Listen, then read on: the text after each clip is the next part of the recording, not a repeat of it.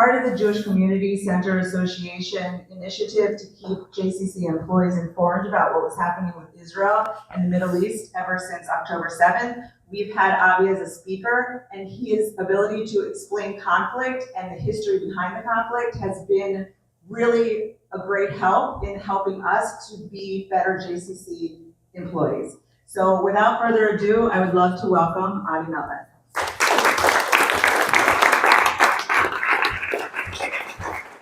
Thank you, Jody.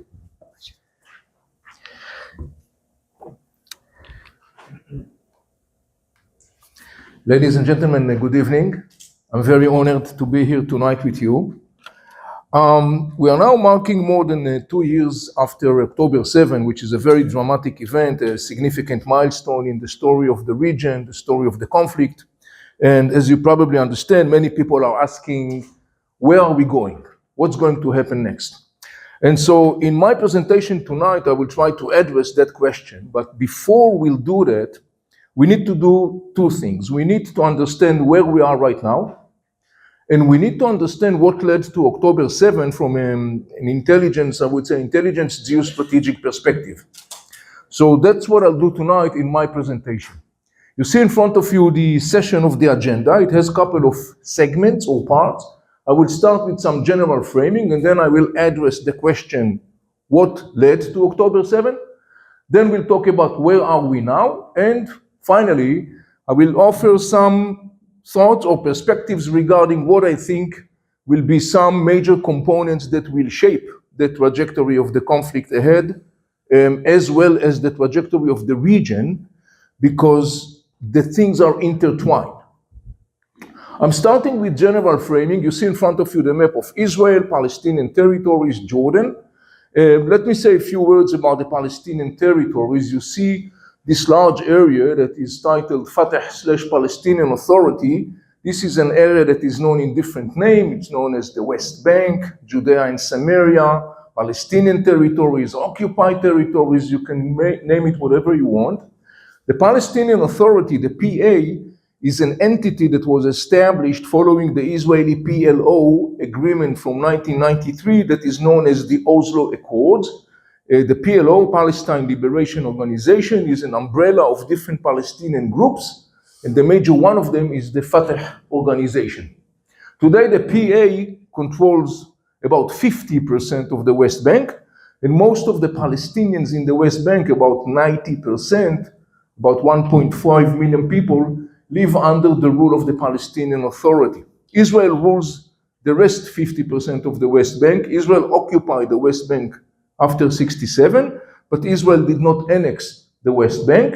Israeli governments established communities or settlements in the West Bank. Today there are some 160 Israeli settlements in the West Bank with a total population of about 600,000 people. To the left-hand side we see Gaza Strip, in between Israel and Egypt. Gaza Strip is a very small area, 8 by 20 miles. Some contemporary history of Gaza Strip. Between 1948 and 1967, Gaza Strip was ruled by Egypt, but it was not annexed to Egypt. Following the 67 war, Israel occupied Gaza Strip, and Israel ruled Gaza Strip until 2005. During that period of time, Israeli governments established in Gaza Strip settlements. In 2005, Israeli government passed a law that is called disengagement, and based upon that law, Israel pulled out from Gaza Strip, evacuated all the settlements. The Israeli settlers who lived in Gaza Strip were relocated to Israel, and Israel handed control over Gaza Strip to the hands of the Palestinian Authority. The rule of the Palestinian Authority in Gaza Strip didn't last long, because a year and a half later, in the summer of 2007, Hamas, an Islamic Palestinian movement that was born in Gaza in the late 1980s, Hamas conducted a coup, a violent coup, violently terminating the rule of the Palestinian Authority, and since 2007, Hamas has been de facto governing Gaza Strip. That has been some general framing, and now let's address the first question: what led to October 7? I will argue that October 7 is actually the outcome of a conjunction of three major developments that happened in the Middle East, particularly boosted during the second part of the 20th century. We will talk about each and every one of those components, and we'll understand first what are they and how and why they have resulted in combined the issue of October 7, among other things. The first thing you see in front of you is the failure of national statehood model in the Middle East. Very shortly, the people of the region were introduced after the First World War. The people of the region introduced to the concept of national statehood. That was totally alien concept because for hundreds and hundreds of years, the people of the region lived under an Islamic rule, and particularly the Turkish Ottoman Empire.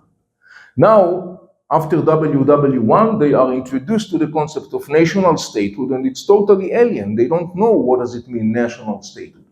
And right there from the beginning, there has been a growing ideological, political, cultural power struggle within the region between different camps. One camp, the Islamic camp, and its most well-known representative, the Muslim Brotherhood, basically totally and utterly rejected the concept of national statehood. The Islamic camp, the Muslim Brotherhood, argue that this is basically a Christian concept. They basically said, this is a Western Christian concept. It's totally alien to the region. It's totally alien to the mindset of the people of the region. We cannot endorse that. We cannot accept that. Basically, they say, we envision a creation of a global entity that is an Islamic entity where people live their life according to the Islamic religious codex that is rather known by the name of caliphate.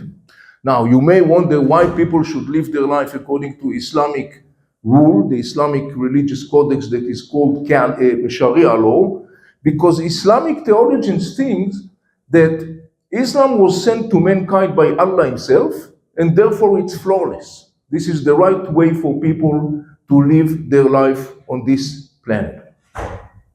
So that was the Islamic political camp, and its most well-known representative is the Muslim Brotherhood. You probably heard this name. The Muslim Brotherhood is the biggest mass movement in the Muslim Sunni world. But then there was another camp, the national camp. The camp that basically said, we don't want to see an Islamic caliphate. We don't want to see an Islamic entity. We want to see an independent national state, and we don't want to see an entity that is ruled according to Islamic codex, but we want to see an entity that is basically ruled according to a parliamentary-based process. There was another camp that is called the Pan-Arab camp. This is a camp that basically says, we envision the creation of one global entity that brings together all the Arab people. So right there from the beginning, you could see that there has been a growing power struggle between those different components. And when you look at the outcome of this power struggle in the beginning of the 21st century, you realize that the story of statehood in the Middle East, to a large extent, failed. What you see is either monarchies or brutal dictatorship or semi-democracies. And the most significant thing is the understanding that the governments basically and the rulers failed to provide the people with their needs. And there was a growing upheaval, there was growing discontent and anger among the people because their needs were not attended. And from time to time, there used to be bursts of protest. The most well-known one is probably something that you remember. In 2010, it's called the Arab Spring. The Arab Spring was a huge wave of protest sweeping the Middle East from side to side. That was exactly the background for the Arab Spring.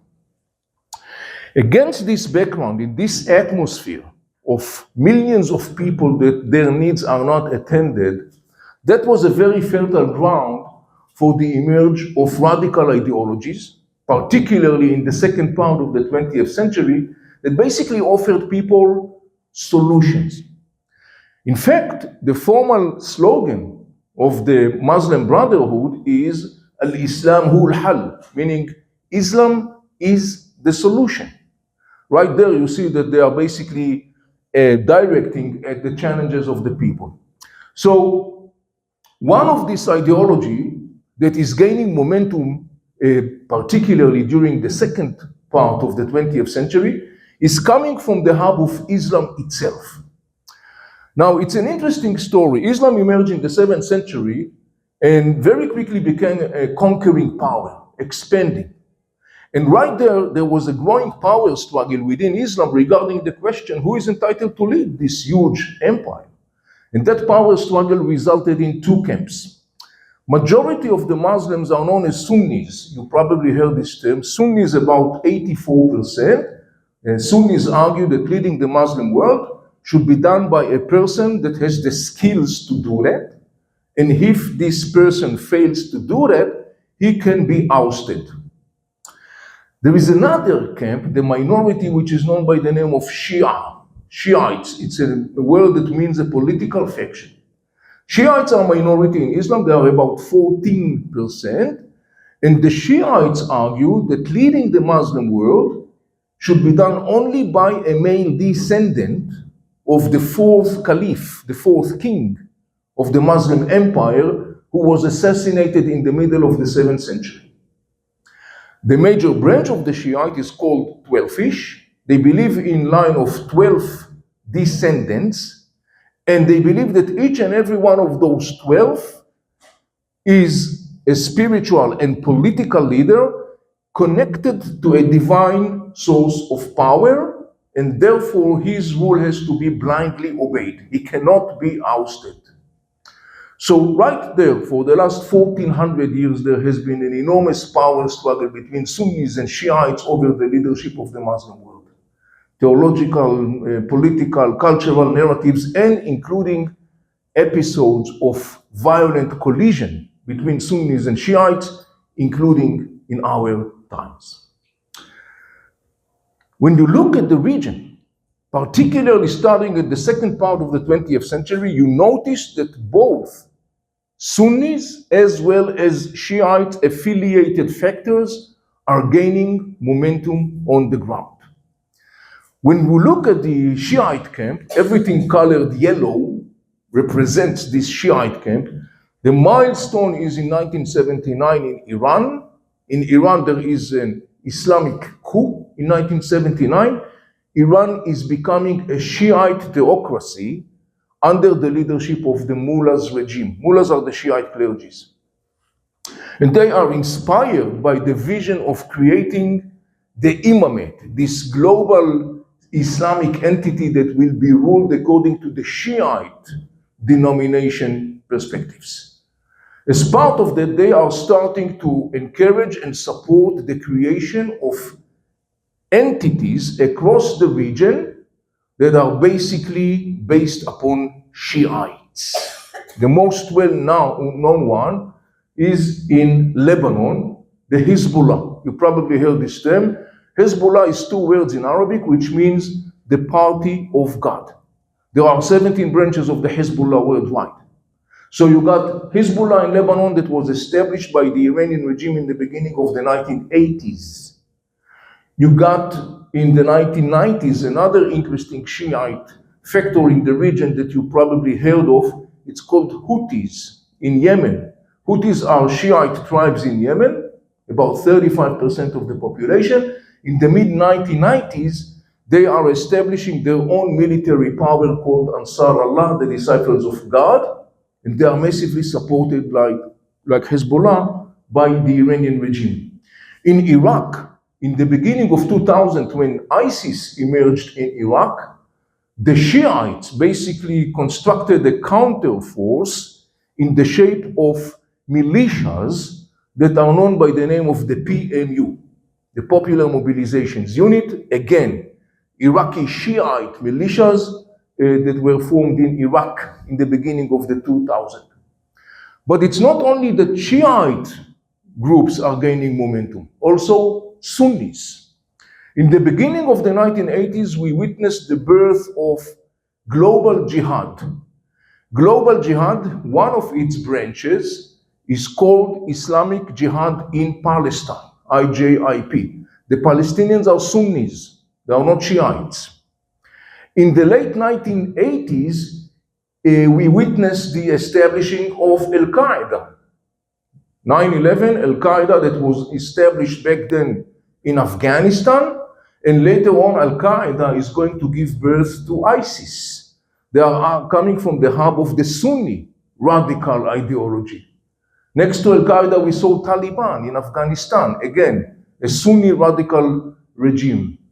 In the late 1980s, in Gaza Strip, Hamas was established. Hamas is a word in Arabic which means a religious enthusiasm. It's also the initials of, I will say it in English and in Arabic and I will translate, Harakat al-Muqawama al-Islamiyya, the Islamic resistance movement. I want you to remember this term, resistance. Shortly we'll understand why is it so significant. Hamas formally defines itself as the offspring of the Muslim Brotherhood in Palestine. In other words, ideologically, Hamas is coming from the hub of the ideology that rejects the concept of national statehood. Some people mistakenly thinking that Hamas' ultimate goal is a Palestinian state. That is a mistake. Hamas' ultimate goal is a caliphate, is an Islamic global entity. I told you about this term resistance, and shortly we'll understand why it's so significant. I'll give you a clue. The formal name of Hezbollah in Lebanon is the Islamic Resistance in Lebanon. The formal name of the Iraqi Shiite militias that I mentioned before is the Islamic Shiite Brigade's Resistance in Iraq. Once again, we see this term resistance. What is this story of this resistance?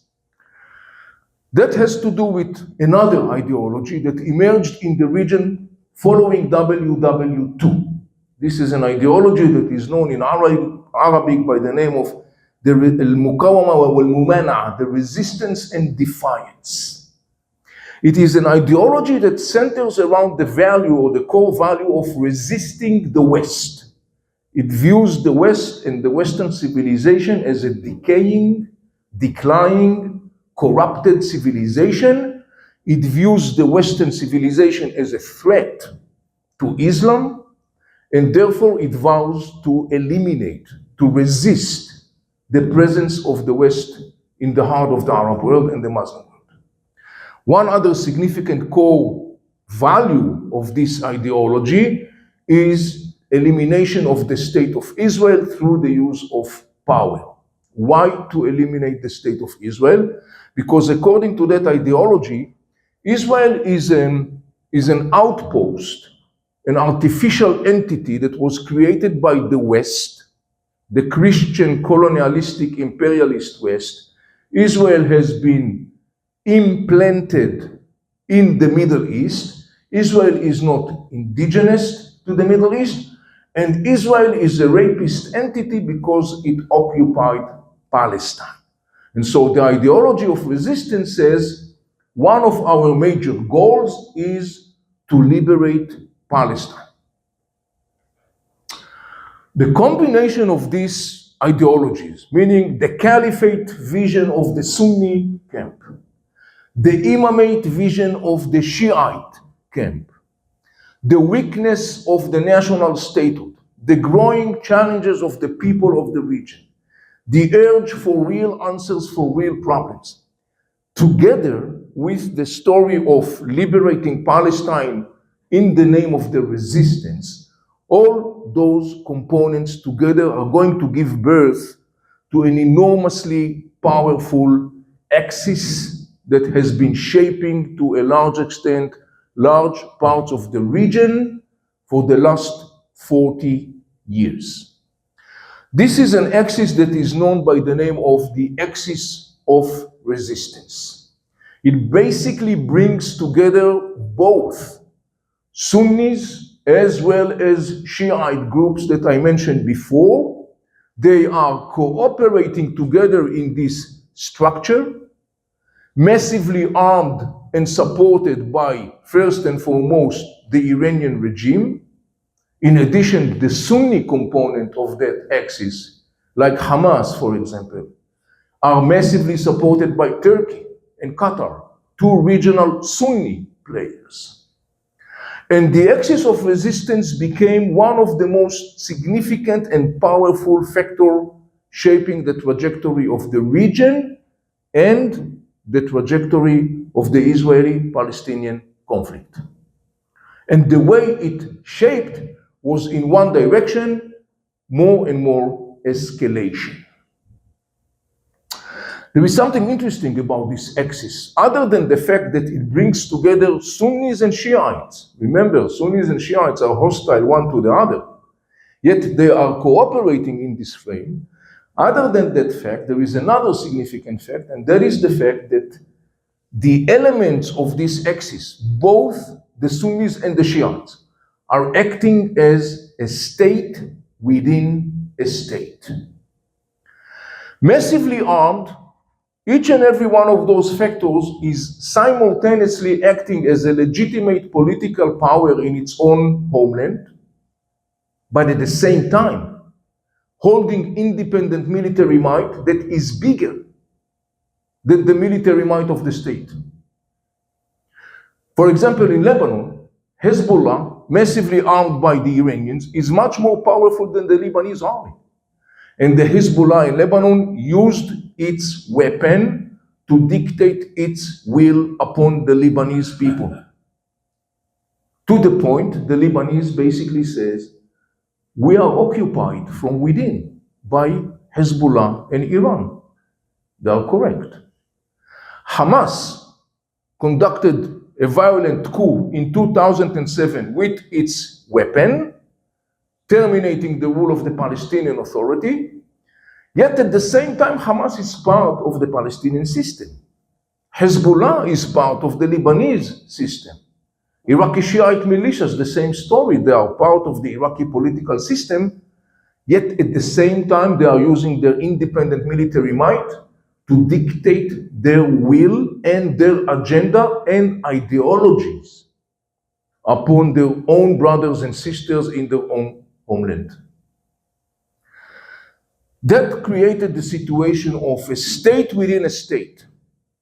And it was a closed loop because the weakness of the statehood enabled the creation of a state within a state.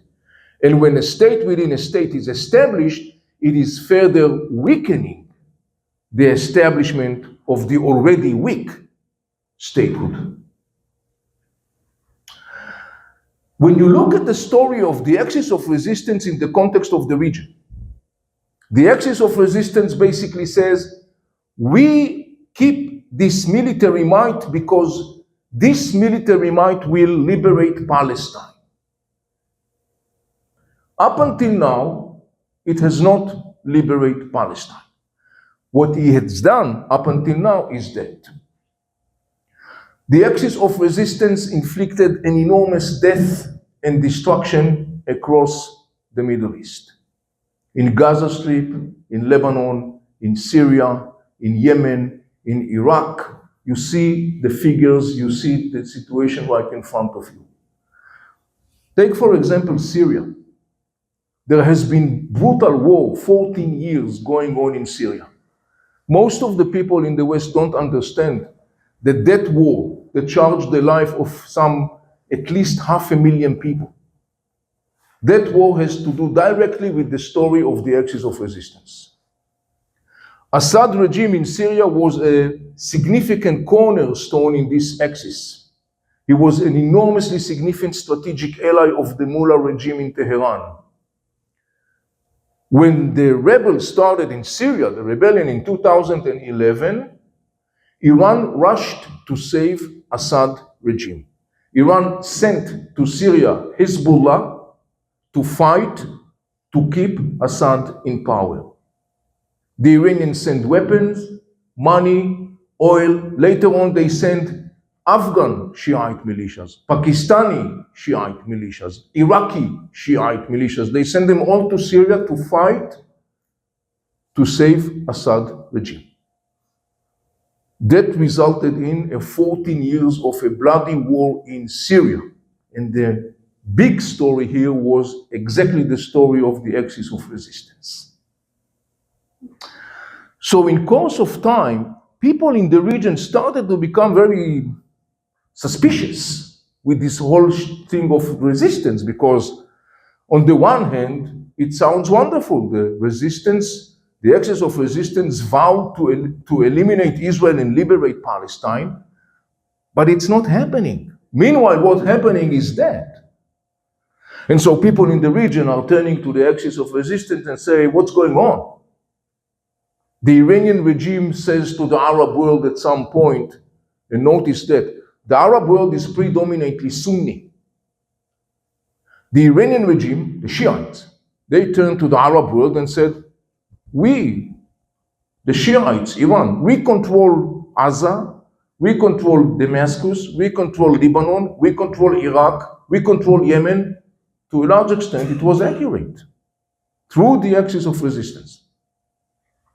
So people became more and more suspicious with the story of resistance.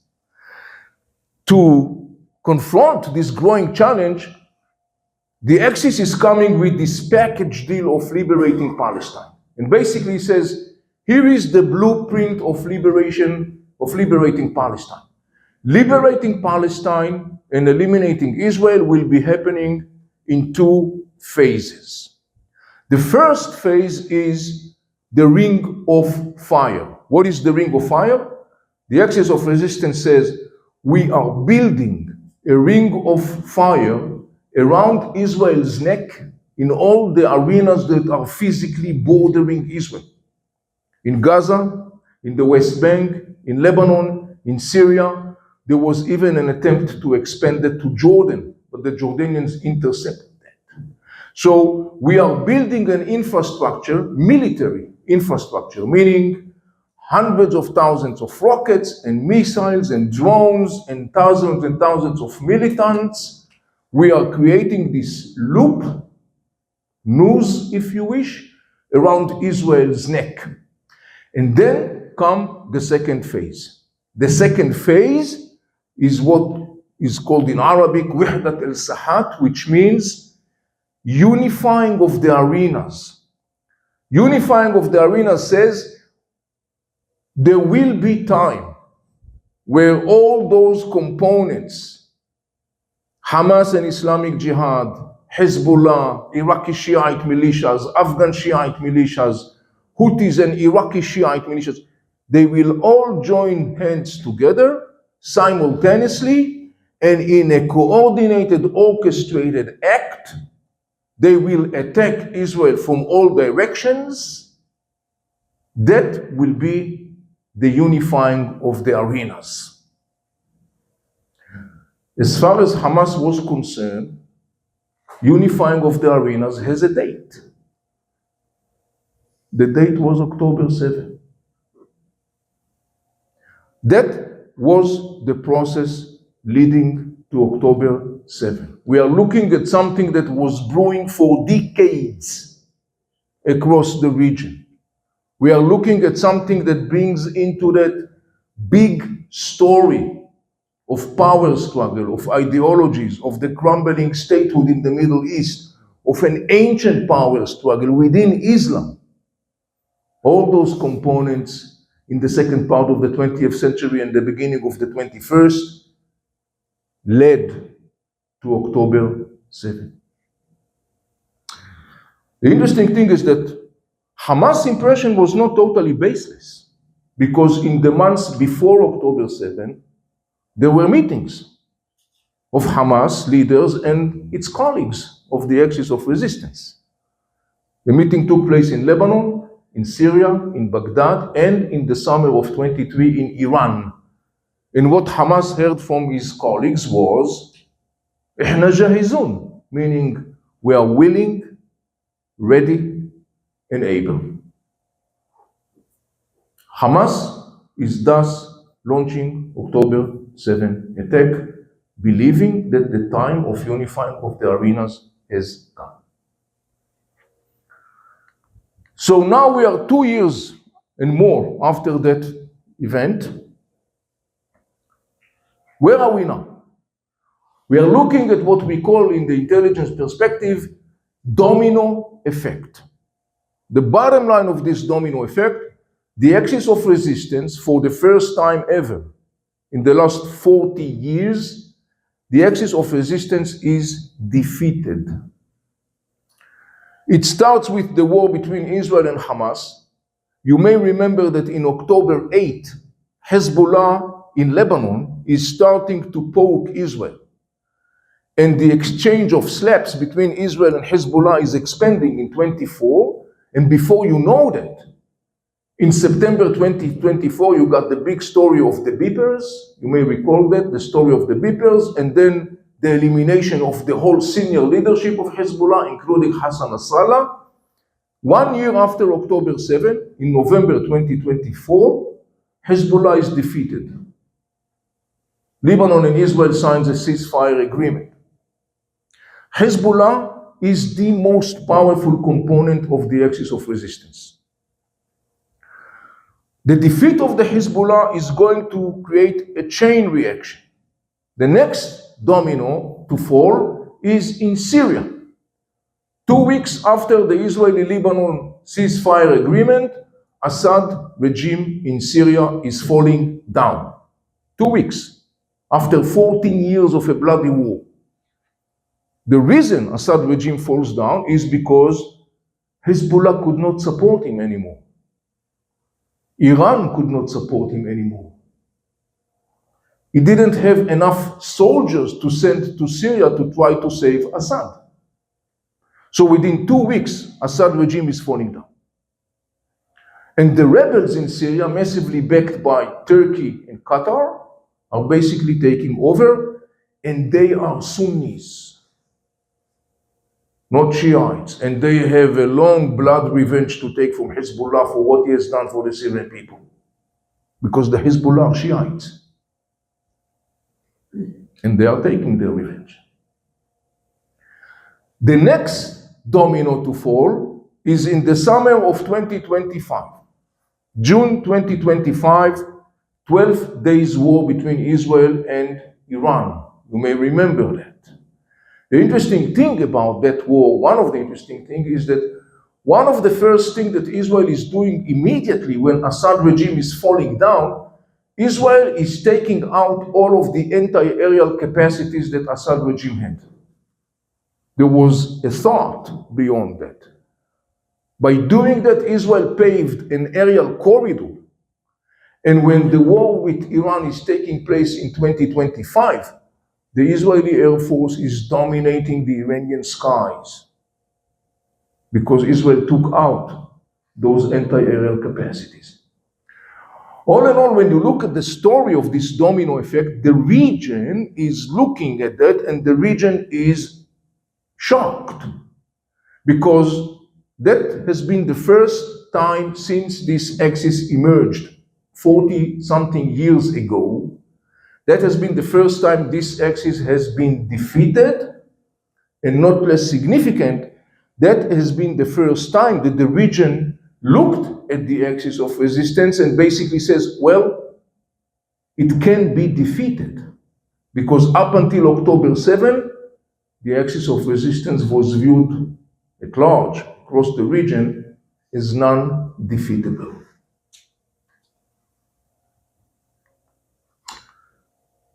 We are looking at the situation in Gaza Strip right now, and the most interesting and significant development, of course, is the United Nations Security Council Resolution 2803 that basically adopts President Trump's Gaza peace deal. These are the major components of the resolution, which are overlapping with President Trump's deal. There are some interesting things to notice. The most significant thing to notice is that actually this resolution is unprecedented in the sense that this is the first time the story of Gaza is now internationalized. And it's basically stamped by the most significant international security forum, the United Nations Security Council. There is another interesting aspect of this thing, and that is the fact that now there are regional and international factors that are now formally committing to have skin in the game and to be involved in the creation of a new reality in Gaza Strip. That was not the case before October 7. So here you have some sort of like a roadmap that portrayed what should be done in order to create a new reality in Gaza Strip. One of the most significant components is the ISF, International Stabilization Force, that has a 2-year mandate. This is a congregation of different local, regional powers and also international that is supposed to do all these tasks that you see in front of you in order to move forward with the rehabilitation of Gaza Strip. One of the most significant components, according to the United Nations Security Council resolution, this body is empowered and has the mandate to disarm Hamas. Then you have the US-led Board of Peace. This is a sort of like a temporary government under the leadership of the United States.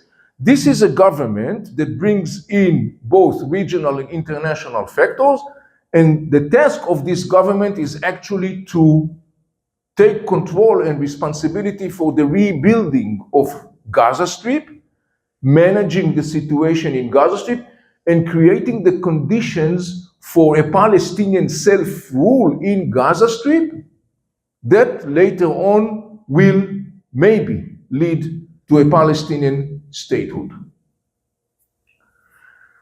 This is a very nice roadmap. The problem is to what extent can be implemented on the ground.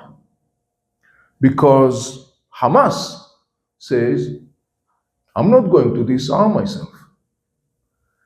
None of the international factors is going to disarm Hamas. Israel says, if nobody is going to disarm Hamas, Israel will disarm Hamas by force. Meaning we could expect the resume of a war in Gaza Strip. Because Israel says we are not going back to the pre-October 7 situation. If Hamas is not complying with United Nations Security Council resolution, Israel, we will do the job.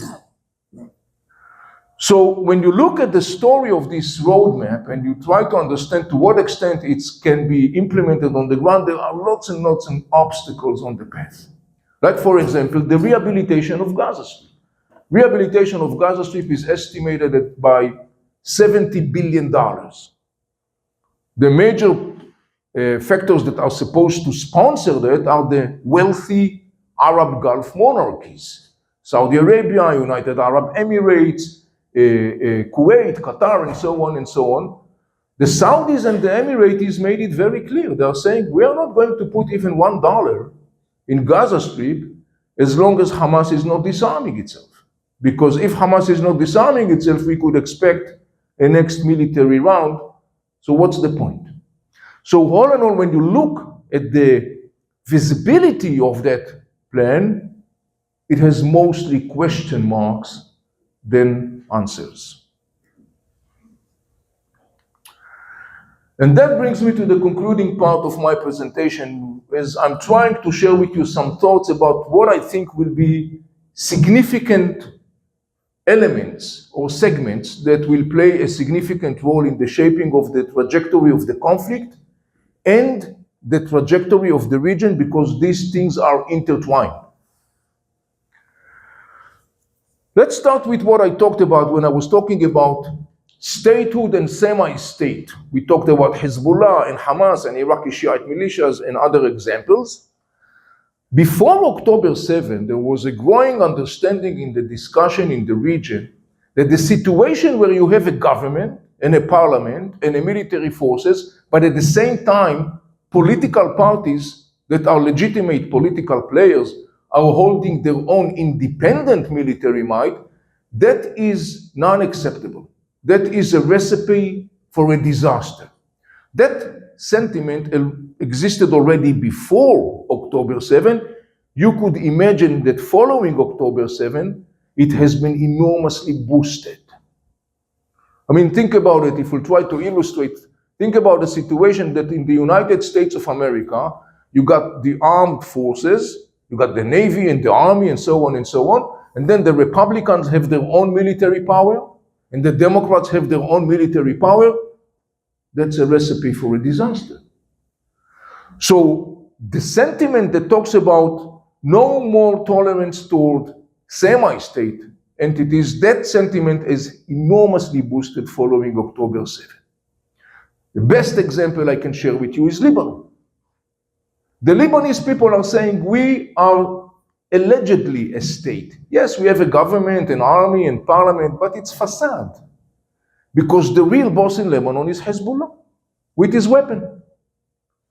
And so now in Lebanon, there is a Lebanese government following October 7 that for the first time ever since Hezbollah emerged, the Lebanese government says to Hezbollah formally, you have to disarm yourself. Moreover, the Lebanese government ordered the Lebanese army to prepare a plan to disarm Hezbollah. Spoiler alert, it's not going to happen. The army cannot disarm Hezbollah. So you got here an interesting situation where Lebanon is now in the midst of a very significant power struggle between its sovereignty as a state and the rule of the Hezbollah. And you know, these are some of the posters that were published in the Lebanese media. This one to the left is very interesting. This one to the right shows you how the Lebanese are now raising the Lebanese flag, and they are tearing apart the Iranian flag that actually was covering the Lebanese flag. This one to the left is interesting because you see the soldiers and the Lebanese flag, and the script in Arabic read Sha'ab Jaysh Dawla, which means the people, the army, and the state. This is today the formal definition of Lebanon. Lebanon today design itself and define itself as the people, the army, the state. That was not the formal definition of Lebanon before October 7. The formal definition of Lebanon before October 7 was Al-Sha'ab, the people, Al-Jaysh, the army, Al-Muqawama, the resistance. Who was dictating that identity? Hezbollah. The same story repeats itself with the Palestinians. The Palestinian president Mahmoud Abbas says to Hamas, we can't accept a situation where you continue to keep your independent military might. The same story happens with Iraqi Shiite militias. In other words, what we are looking at is an enormous power struggle, and the outcome of this power struggle are enormously significant in the context not only of the trajectory of the conflict, but the context of the trajectory of the region. Spoiler alert, the odds for dramatic shift, meaning the restoring of the sovereignty of the state, as of today, those odds look slim. The meaning of that, as you could understand, is not positive, at least as of now. Another significant thing is the whole discussion about resistance. We talked a lot about the resistance and what it caused to the Middle East. Before October 7, as I said before, resistance enormously attractive and powerful and dominate. Following October 7, there are totally different voices, particularly because of the disaster that happened in Gaza Strip, that Hamas inflicted upon Gaza Strip when he launched October 7 attack. And so more and more you hear today in the discussion in the region, people that are saying, and shortly we'll see some example, that are criticizing harshly the story of the resistance. But the interesting thing is that with all this criticism, following October 7, with all the disaster that happened in Gaza Strip because of the war that Hamas inflicted in the name of resistance, the interesting thing is that there are still people in the region that are yielding, that are subscribing to this slogan of resistance, including within the Palestinians. This is something very significant, again, because the outcome of this power struggle will impact enormously the trajectory of the conflict as well as the trajectory of the region. If people of the region will be able to more and more detach from the story of resistance, that's a good news. Will they do that? Question mark. Another interesting thing has to do with the concept of defeat and victory in the mindset of the people. Look, this region is enormously complex. It's complex because the people are complex. The mindset of the people is enormously complex. One of the great examples is the story of defeat and victory. Post-October 7, you find an interesting discussion vis-a-vis the whole story of who is the victorious and who is defeated in the Arab world. So you see, it's very interesting because it reveals the complexity of this whole mindset. To the left-hand side, you see this poster. This is done by artist. He's Kurdish, by the way, Dihwar Ibrahim, and he's doing this cartoon, and it's very interesting. I don't know if you can see, but what's the message here? You see a painter, right? And he's drawing a picture, right? Do you identify the painter? It's difficult. The painter is a very well-known media news network that is called Al Jazeera. Did you hear the name Al Jazeera? If you look at you see this is Al Jazeera logo, this is the television, and he is portraying a picture of victory. These are Hamas militants, they are marking V. What's the story? Following October 7, Al Jazeera hired an ex-Jordanian general, his name is Dweri, to be the military analyst. This person every night was in Al Jazeera studios in Arabic, and he was analyzing the situation in Gaza Strip. This man was selling the people in the region crazy stories. Hundreds of tanks were destroyed and thousands of soldiers were killed and Hamas is taking over. And people in the region were like saying to him, where did you come from, the moon? Don't you see what's going on in Gaza Strip? Gaza Strip is destroyed. So you see, they are picturing this picture of victory, but it plasters the reality of Gaza, which is, of course, totally different from the story. To the right-hand side, you see this one, which is another interesting illustration. You see two figures. This figure here represents Hamas, and this one with the yellow ribbon right here represents Hezbollah. You see that? The guy that stands, Hamas, says to the person sitting in Arabic, he says, you also are victorious? And the guy sitting in the wheelchair says, yes, we won. Now, it's funny and so on, but it's in the end of the day, it's very significant because it deals with a mindset. And I can tell you there is an ongoing discussion regarding the question, who is the real winner of this whole thing? So you will find people that I would say represent a more realistic and rational outlook that basically says, what triumph, for God's sake? Gaza Strip is destroyed, Hamas is beaten, what triumph you're talking about? But you will find people that are basically saying, well, the very fact that Hamas is continuing to stand 2 years and more into this war, and the very fact that most of the people of Gaza Strip still remain in Gaza Strip, this fact for itself is a triumph. So it's a very challenging mindset, and it's very significant because once again it will have an enormous impact on the trajectory of the conflict and the trajectory of the region, because as I said before, these things are intertwined. I want to bring to the picture finally another significant component, and that is a significant player that became very, very relevant post-October 7, and I'm talking about Western public opinion. Western public opinion is not any longer an observer in a show. It is directly involved, it has a skin in the game, and I would say very challenging, sort of speaking, disturbing or troubling.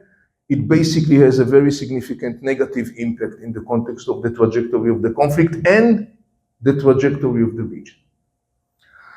It's not a secret, we are familiar with the voices that we see in large sectors within circles in the West, particularly academia and campuses and other places, that it's very clearly, this has become a very prominent message, this legitimizing Israel. By doing that, you are on the right side of history. But the question is really, is it so? Why do we have to question that?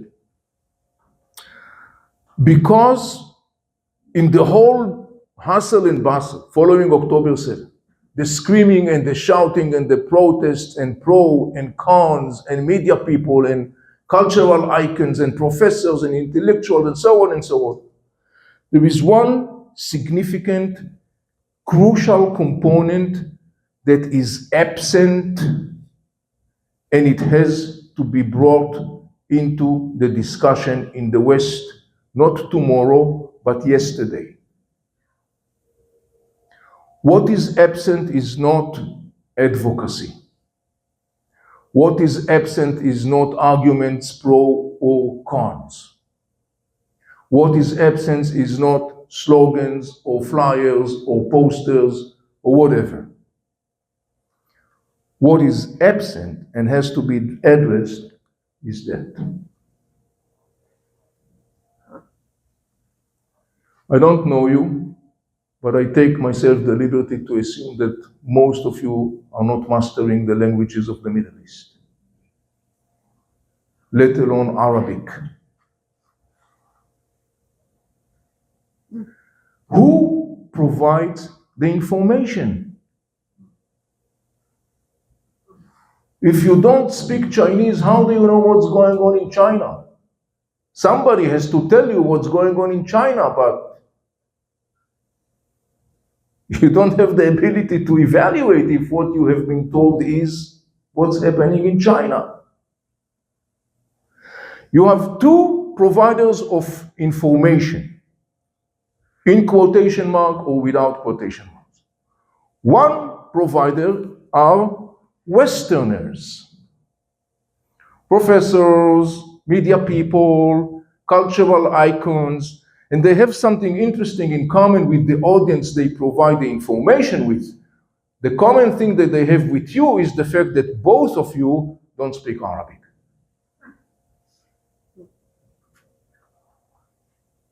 Where do they take their information from?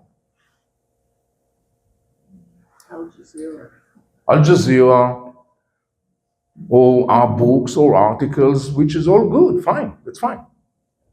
But then there is another provider of knowledge, and these are Arabs or Palestinians in the West that are providing the knowledge differently from the first camp. They know Arabic, but they have political agenda. So accordingly, they will provide what fits to provide, and what is not something they would like to provide, they will conceal it, taking advantage of the very simple fact that none of you can evaluate what's the validity of what they're saying.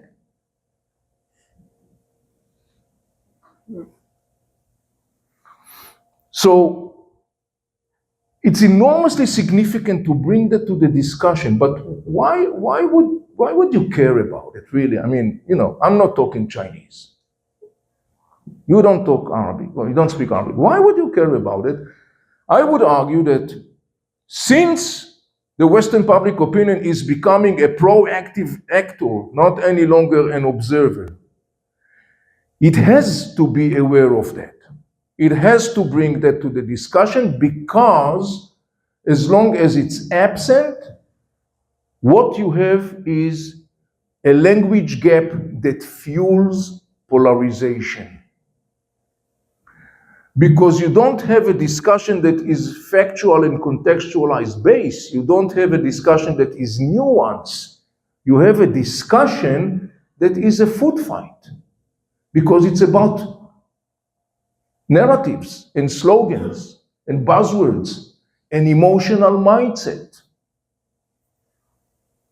So it's the interest of the West to bring that to the discussion, so it will prevent further polarization and will enable to generate a constructive conversation. And I want to look at this through two very powerful examples. Resistance. Resistance became one of the most, maybe even the most powerful slogan that echoed within circles that are dislegitimizing Israel. Resistance in those circles has been glorified, romanticized, and idealized. It's very clear why. Because it resonates with an emotional mindset. It sounds romantic. Learn to resist. Fight back, resist against something that is evil, and so on and so on. It sounds great, it sounds wonderful. No wonder it became so warmly embraced by those circles. You can't blame them, because they don't know what the people of the region are saying about the resistance. Do you think that the students that are echoing resistance know what these people are saying about the resistance? Hamas inflicted destruction upon Gaza in the name of the resistance. This is the previous Palestinian ambassador to Ivory Coast. The resistance is a lie that inflicted an enormous disaster upon the Arab world. Saudi commentator says that. Iraqi commentator says the slogan of resistance has drowned the Arabs in death and destruction. You see the gap? It's totally two sides, opposite sides. In the Western discussion, in those circles, it's romanticized, while the people of the region are saying, this is death and destruction and havoc. But those voices are absent from the discussion, and they have to be brought into the discussion.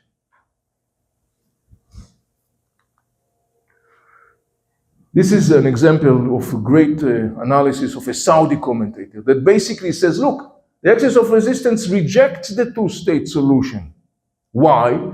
Because the survival of the axis depends on the continuation of the conflict. The more the conflict continues, the more the axis benefits from that. A political resolution strips the Axis weapons of their fabricated sanctity. Hamas and Hezbollah says, we are not going to disarm ourselves because it's the holy weapon of the resistance. And he is saying this is a fabricated sanctity, revealing that their deployment has often been a means of dominance domestically and regionally, rather than a project of liberation. This is a very significant observation, because at the heart of this romanticization of resistance is the concept that resistance equals liberation, freedom. It's the totally opposite. Resistance means subjecting to radical ideologies and death and terror.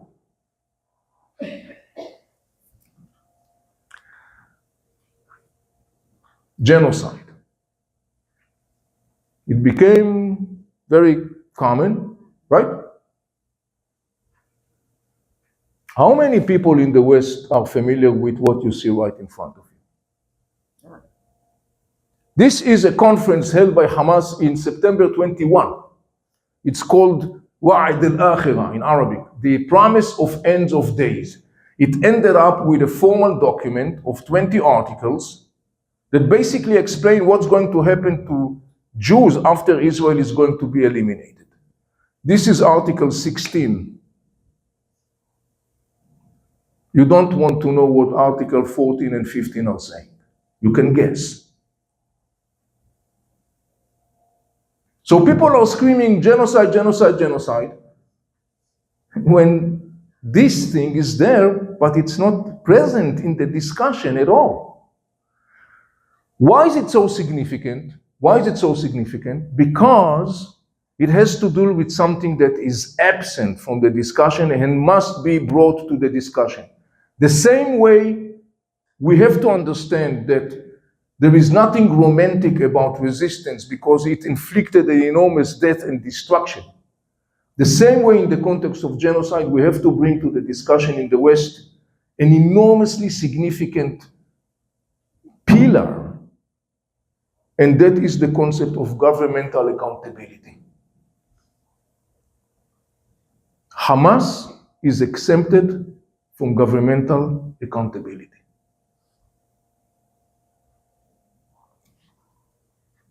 But this is what people of the region are saying about it. Responsibility for Gaza situation rests first and foremost with Hamas.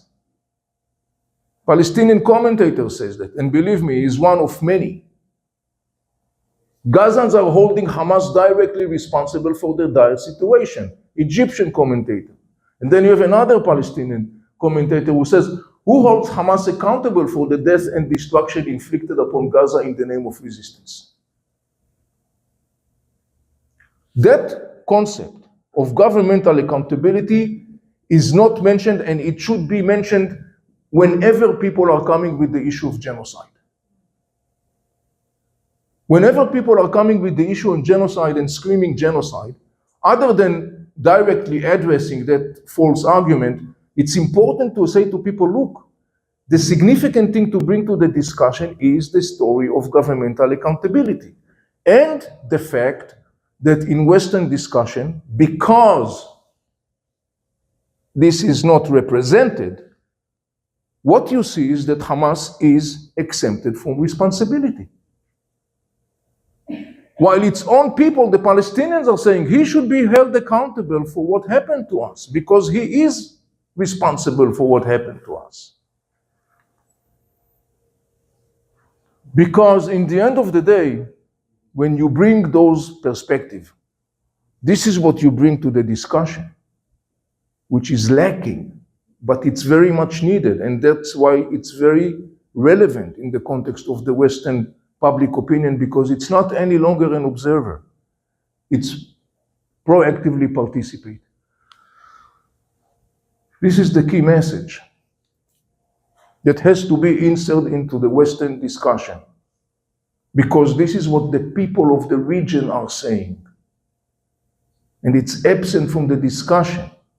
Hamas has to be held accountable, because when you are exempting Hamas, you are dooming Palestinians to future without a hope, with life without a hope. That has to be.